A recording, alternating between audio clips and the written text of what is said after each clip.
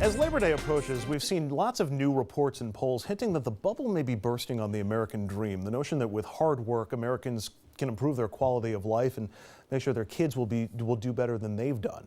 Now, a new Rutgers report suggests that not only are Americans worried about tomorrow, they're also pretty scared of today, especially where work and career is concerned. In that report, just 16% said job and career opportunities will be better for the next generation. 36% said the economy will never recover from the Great Recession. 70% say they personally lack job security. 68% say they're highly stressed at work. 14% say they're happy at work. And 18% say they are well paid. TJ, is the American dream disappearing?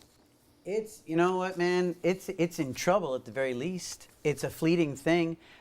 You look at the state of affairs in New York. Business climate, forget big business. Talk about small. No. Don't go local politics on me. No. I'm talking about small business, mom and pop, coast to coast. It's recovered. There's been a certain amount of recovery for a certain echelon, and the rest of the great unwashed is sitting there saying, "What recovery?" I think we're in recovery when you swipe your debit card and you don't like that.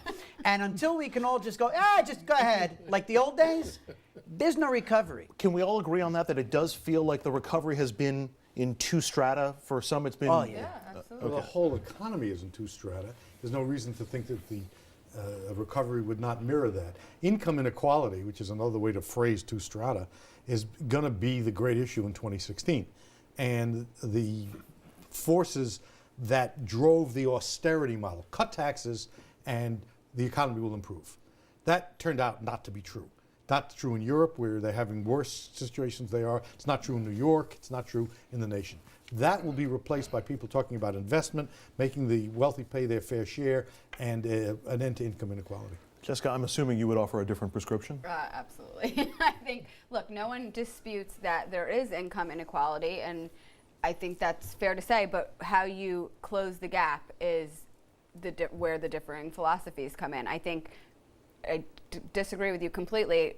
A lot of research shows that when you do lower taxes and allow reduced regulations to create smarter...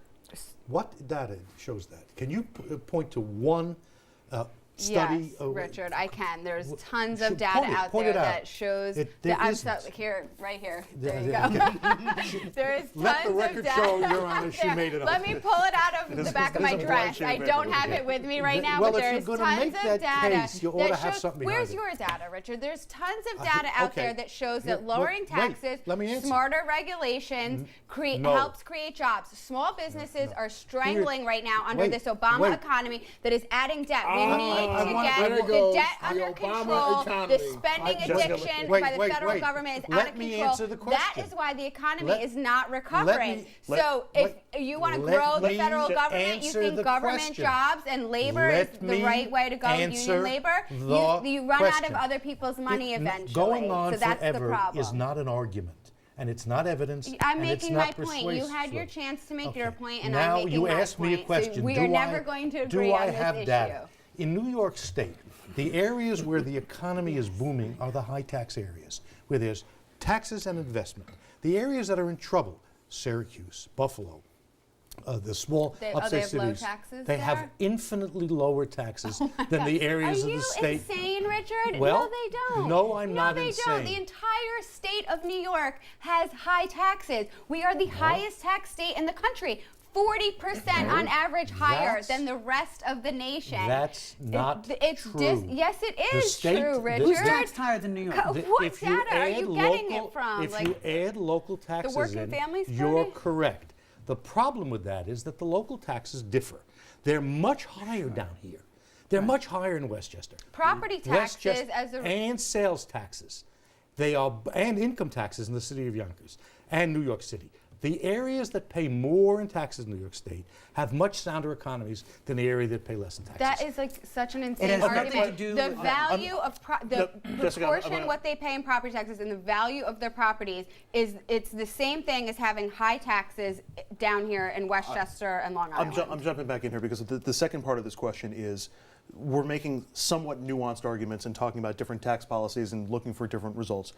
Will voters be able to make such nuanced choices, or in a frustrated time when they feel like the American dream may be getting away from them, will they just go into the ballot box and vote for change?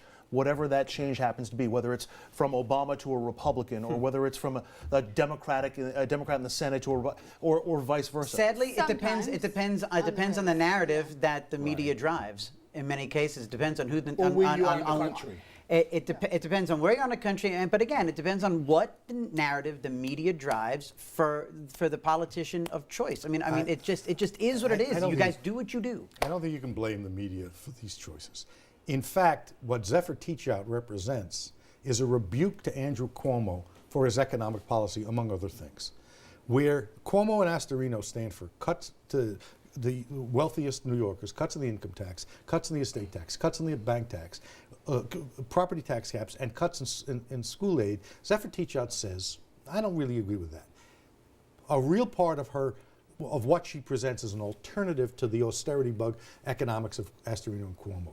If she does as well as everybody a few minutes ago was hoping, it will be partially because of that. You got to give people an alternative. And income inequality, fair taxation, and investment are the economic issues of 2014 and 2016 that will reach voters. And I will say, actually, that there is another area where Teachout and Astorino agree and differ from Cuomo, is providing, picking winners and losers, and providing, like Extel, which you mentioned before, the issue with the Porridor, providing these tax breaks to certain corporations, or this joke Startup New York program that only gives tax breaks to people that meet all these zillion requirements on SUNY property, high tech, no other competition, et cetera, et cetera. That is not the way to grow the economy. Casinos, picking these winners or losers, you have to bring the overall rates down across the board. I haven't commented on this, but I'm just curious about my colleagues. Were things better under President Clinton or President Bush, the second Bush, for the country? Was it a better mood in the country under Clinton or Bush when it comes to economics? When it comes to economics, like obviously there was a boom during Clinton years, and part of that was from Reagan as well, but you can't, it was a different time. You can't look at that in an isolated incident and say what was the mood of the country based on. Yeah, I think so. But that's why I asked the question. But the remedies to income inequality may be difficult to sell to voters.